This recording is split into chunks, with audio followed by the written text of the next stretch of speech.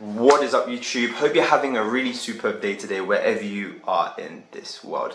My name is Ben, and in today's video I'm going to be talking about how to increase your sales again if your sales recently have been a little bit slow. Maybe your sales graph has been looking a little bit like this, or maybe it's looking a little bit more like mine and it's taking a dive kind of like this. Either way, in today's video, I'm going to be talking about how to identify what's making your sales go a little bit slower and to come up with a game plan as to how to come back from these slow sales and increase your sales again. So if you like videos like this, drop a like on the video below, subscribe to this channel and hit the bell icon to be notified whenever I bring out videos like this. And otherwise, guys, I will see you inside my desktop.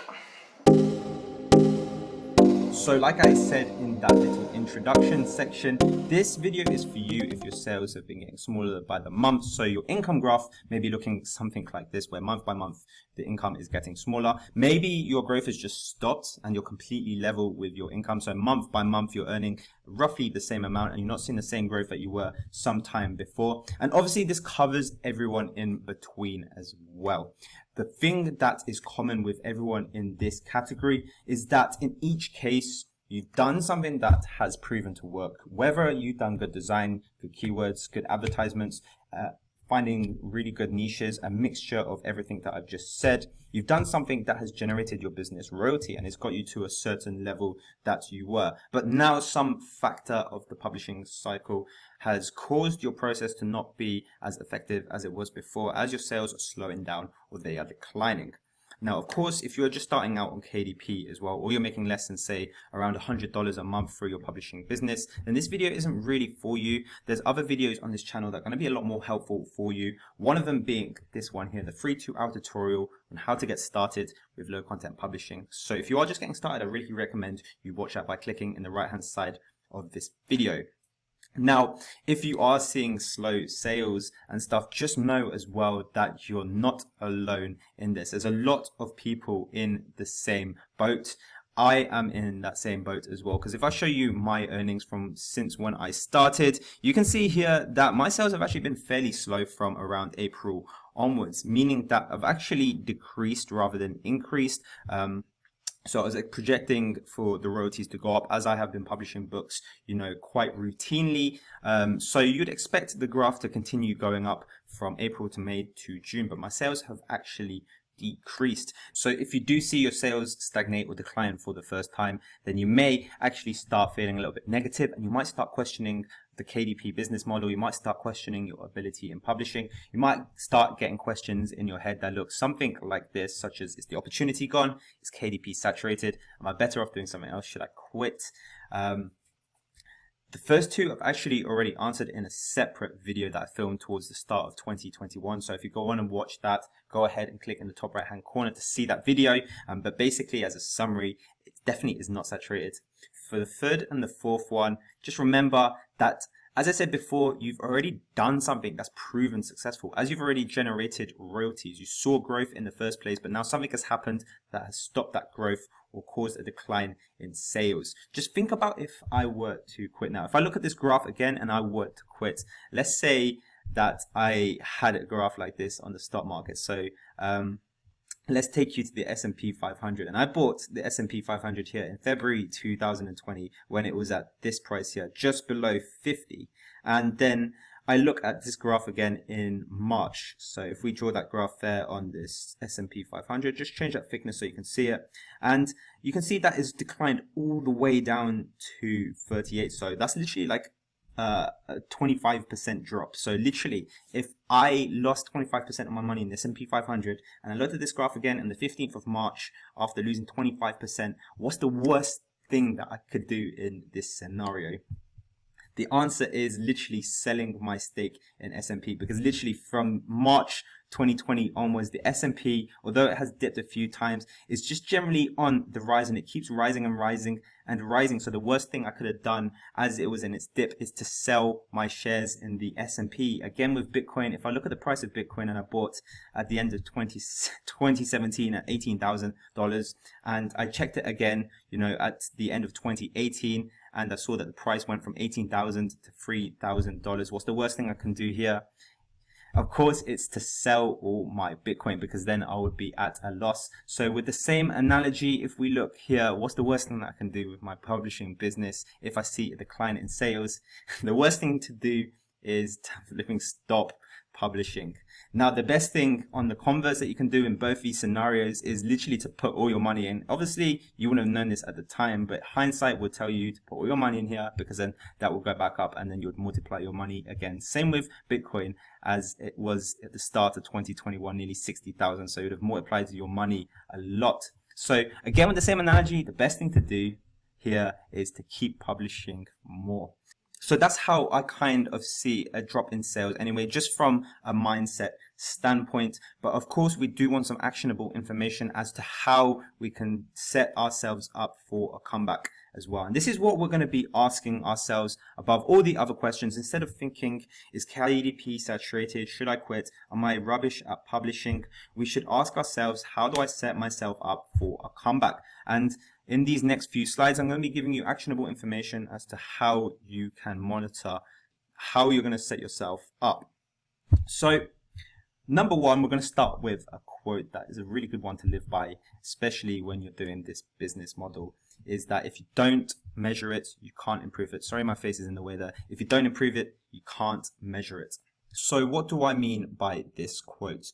Well, what I mean by this quote is that if we are given sales data about the book sales that we make on Amazon, if we're given data about how our advertisements are performing, if we're given data about how each author, each pen name, how each marketplace is performing, and we don't use it, then we don't have any indication as to how to improve our business. So for the next few slides, I'm going to be showing you different ways as to how to use this data to, make informed decisions and to improve your sales at the end of the day. So number one is just starting off very simple. We're just going to be checking our sales data. So this graph underneath is my book sales, and it's as simple as that. And already it looks like a simple graph, but it does actually tell me a lot from the get-go. So I'm going to be using me as an example for all the points that I'm going to be making.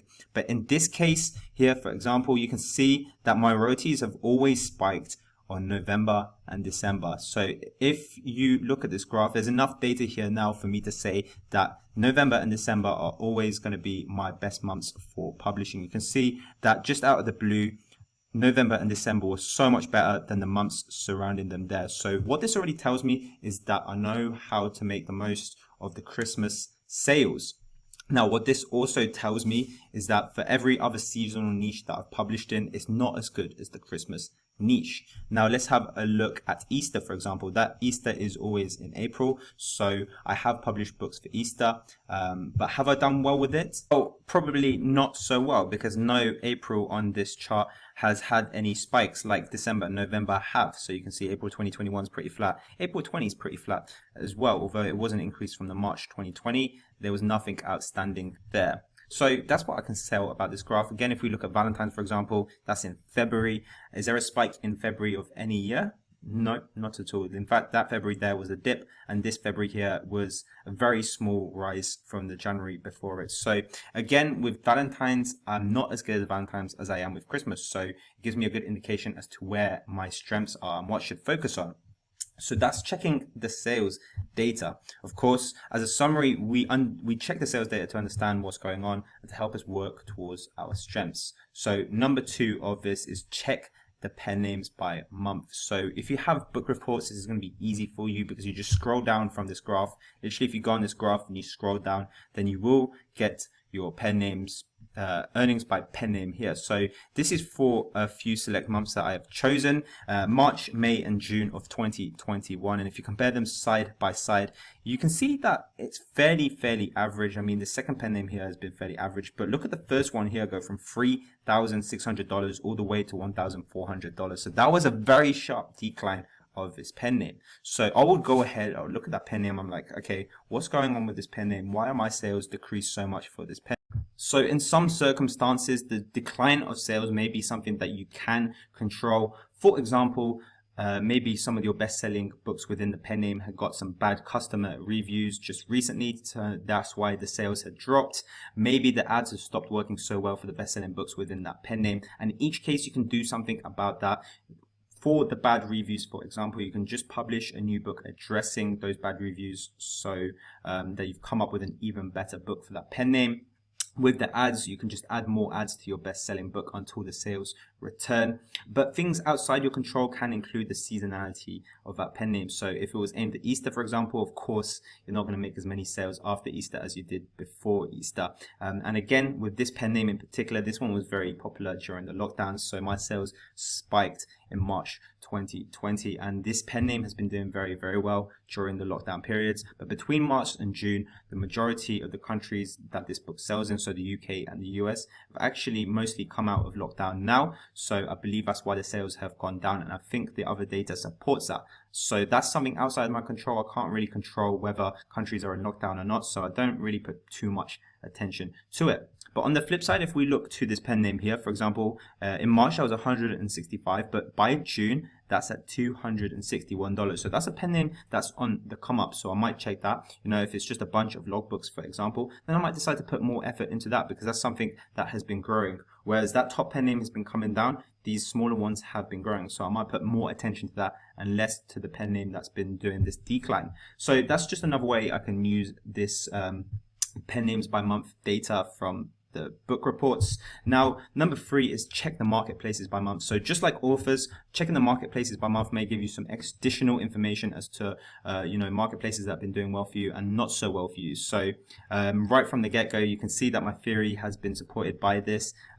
If you look at the UK, for example, in March when the UK was still basically in lockdown, I got 2.7k in royalties, but by June that had dropped to 1.7k, which is a massive drop. Again with Germany as well, it's dropped from 1,200 in royalty in March to just 473 in June. So on top of coming up with this theory of this lockdown thing, another thing that I would do is check ads in each of those marketplaces. Maybe the ads have just stopped spending and therefore stopped generating you sales. Maybe the ACoS has shot up and it's been doing pretty badly for you, so maybe you need to optimize your ads and stuff like that. But in each marketplace case, if you're advertising in that marketplace, I would definitely check the ads and try and optimize them where possible. But obviously if it's outside your control, i.e. in the case of this lockdown thing, then there's not too much you can do. But it's good to have this knowledge, it's good to have this data, because then it gives you a bigger picture of where you can focus your energy and your publishing power to. So checking the marketplace is very useful. Check your book sales by the month. So go on individual books, go on your bestsellers and stuff, and see how your best-selling books are doing month by month. If you see, you've got one book that literally spikes, so like if there was a book that spiked for you in February and it stopped selling since, then it's probably a seasonal book. And if this is the case, then you've pretty much conquered, that seasonal niche. You know what keywords work well for you. You have that information, so that's very valuable information to have. So you should probably find some more seasonal niches, and I put that smiley face because like if you've got seasonal niches that work for you, then just keep continuing doing what you're doing. Apply the knowledge that you got with the success from that seasonal niche you had to other seasonal niches, and I'm sure you'll do well. And likewise with an evergreen book, if your evergreen book that sold well at one point but has now slowed down or stopped with the sales, then just check the book on Amazon. If your book has suddenly got a bunch of bad reviews and the sales might slow down for that reason, otherwise check your ads for that evergreen book, and if the ads aren't performing as well, try and create some more ads until the sales of that evergreen book that was selling well comes back. And number 5, check your best month for sales. So for me, that was December 2020. Go on there and see what you did well in that month. Try and audit that month. And basically in this earnings by author bit, you can see there was one pen name that was a very, very seasonal pen name. It was literally just for Christmas, and that got me $3,600 in royalty extra. So if I didn't do that seasonality thing for Christmas, then I would have been $3,600 worse off, because I would have gone to that seasonal niche to publish in. So and this last point here, check your ads month by month. I think I've already clarified that throughout all the other points that I've been doing as well. But just make sure that you are checking your ads and optimizing them. Otherwise, you're just leaving royalty on the table for Amazon to collect. You might as well make the most of the books that are already on the Amazon marketplace with the sales. So just ensure that your ads are running as they're supposed to be. They're running with a good ACoS, and yeah, you're optimizing them if they are not running with a good ACoS, and then you should be fine in that department as well. So on top of everything, you want to be patient with your books out on the Amazon marketplace. And what I'm going to show you is a series of graphs, so patience there, series of graphs that look like this. This is from the Helium 10 extension. So if you're not familiar with this, each dip here represents a sale. This is basically the BSR, the best sellers rank over time. So if there's a dip, that means there's a sale. So you can see one of my books here published in November 2019. As you can see, the dips are very infrequent. I'm making literally 2 free sales every month, which is not good. And in fact, for over a month here, I didn't make a single sale. So this book took me a while to make, and the sales were a bit bad for this book. So it really wasn't worth my time to make this book up until this point here, that is, where sometime in April, the BSR just dropped and it started selling like mad. I can't remember if I turned an add-on or something like this for this book, but just at that point there, everything changed and the sales for this book just ramped up, and this book was making like towards 5 sales every single day. So a book that literally took me quite a while to make and not being worth my time all of a sudden became one of the better selling books from April onwards in my publishing business. So if you have published a book, say a month ago, then just be patient. If you're not seeing the sales that you want with it, just be patient, because one of your books could take off kind of like this. And here's another really good example of a book that started off really badly. Basically, I published this at the end of 2019, and you can see that this purple line here only really starts in August 2020, between July and September there, meaning that this book did not sell for the first 8 months it was published. So you can imagine how I was feeling about this book. I was like, oh, at least it's up there and it can make a sale in the future, but I'm not going to expect too much from it. And then all of a sudden it just starts selling from August onwards, and it doesn't really stop. As you can see, it would have been selling at least once every 2 days until November, where it kind of really took off and started selling 2 or 3 times a day before it stopped selling. So all of a sudden, this book became a really good seller for me in the last part of 2020 and into 2021 as well. So it is just a patience game with things like that. Another example, a very slow sales here at the start. The dips were infrequent, and then as we got into Christmas, the dips became very frequent, and again, past April, the dips are going frequent there. So this book managed to pay itself back. This one I had to pay for, but yeah, it paid itself back basically a year after publishing it. So it's just, again, a patience game. So if we take the same principle into books that I've recently published, look, here are 2 examples. One published sometime in March and one published sometime in May. The sales look like they're starting off slow, but within the same premise, maybe a few months down the line, maybe half a year down the line, maybe even a year down the line, might be required before they really do start taking off. There's so many factors that go into it, such as customer reviews, such as the Amazon algorithm, any updates that comes along with it, and really stuff like that. So it really is a patience game, and you can only hope that the Amazon algorithm will put your book out there to the masses, just like it has done for things like this book, for this book, and for this book. So hopefully this just demonstrates to you how important it is to have patience when you're doing your KDP business.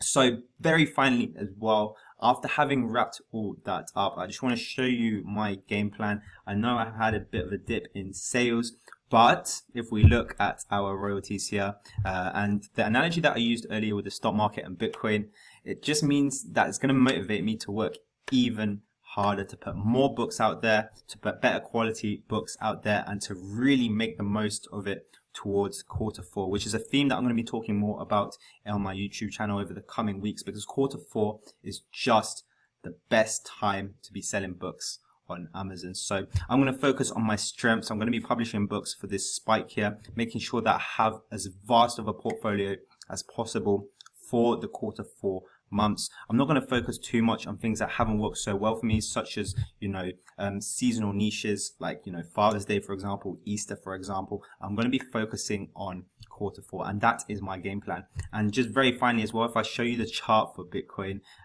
you'll see a slight resemblance there. You can see my spike in December 2019 a spike in December 2020, and I can only guess what December 2021 is going to look like by looking at Bitcoin. So if you look at 2014, Bitcoin passed $1,000. If you look at 2018 here, Bitcoin passed $18,000, and now a few years later it passed $60,000 up here. So hopefully this is the same for my sales. The next spike is going to be way up there. That is what I am working towards, and I'm working very hard for that. And maybe at the end of the day everything fails, but at least I gave it the best shot possible. So that's all that really counts at the end of the day. Thank you so much for watching this video. I hope it has been helpful to you. If you haven't liked this video yet, be sure to smash that like button for me. Hit the subscribe button if you haven't done so already. And of course, I will see you all in the next video. Take care.